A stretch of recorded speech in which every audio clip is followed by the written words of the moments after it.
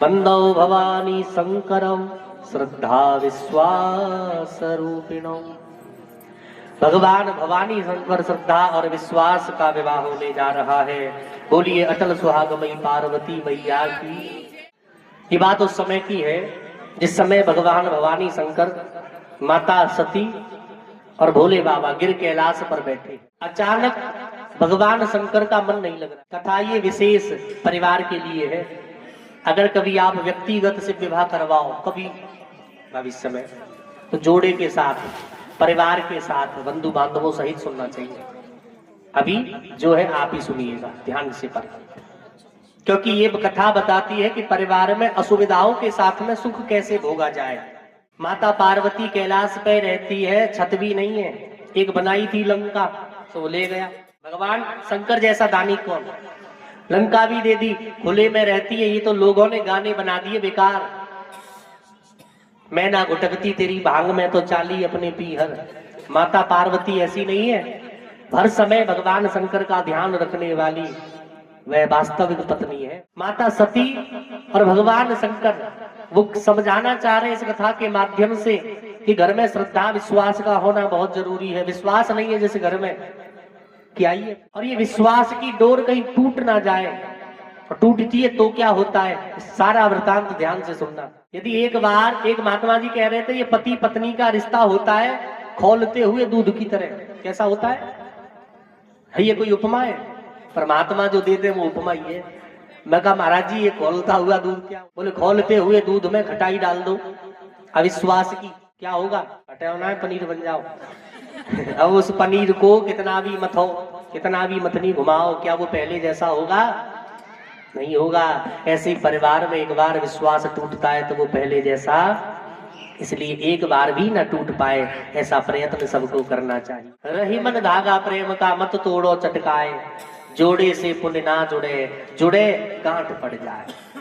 जुड़ेगा तो उसमें एक गांठ पड़ जाएगी जो सदैव रहे। इसलिए इस प्रीति के धागे को तोड़ना नहीं चाहिए, विश्वास बना करके रखना चाहिए। और गोस्वामी जी कहते हैं जहां विश्वास है, जहां सुमति है, वहां संपत्ति की कमी नहीं रहती। और संपत्ति क्या समझे? केवल पैसा को नहीं, संपत्ति तो बहुत प्रकार की है। सबसे बड़ी सुख संपत्ति क्या है? हमारी निरोगी काया बहुत संपत्ति है।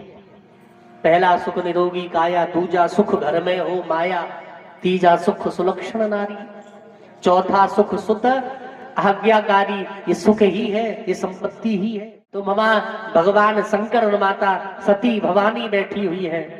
भगवान शंकर का मन नहीं लग रहा है। किसी का मन टीवी देख के लगता है तो किसी का है ना। हाँ, तो अपने अपने मन लगाने के अलग साधन है। कोई टीवी देखता है, सास भी कभी बहू थी, साथ निभाना साथिया कसौटी जिंदगी की। तो जिसका मन, लेकिन भगवान शंकर का कहाँ लगता है? एक ही जगह है उनके लिए। कौन सी? केवल भगवान की कथा, केवल राम कथा। राम कथा में मन लगता है केवल। तो कहां जाएं? एक बार ताजुग माही शंभु गए भजरे से पाही। आगे की बात कम करो।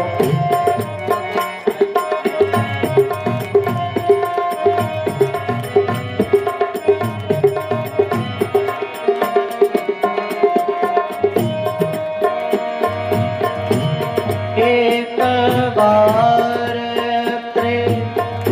ताजुग माही शंभु गए तुम भजरे से पाही।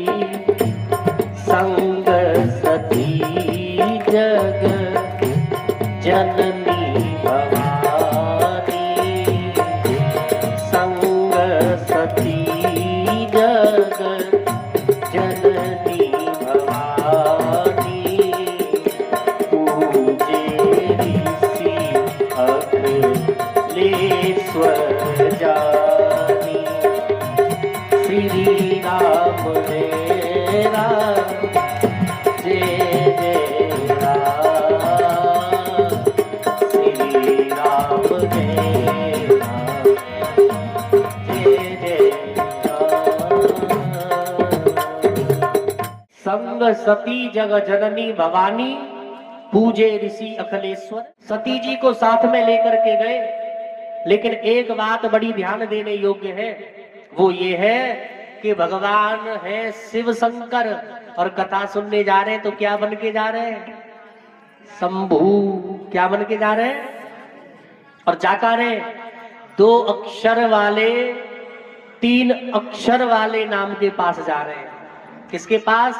शंभू कुंभज महात्मा के पास जा रहे हैं। समझ में आ रही है बात?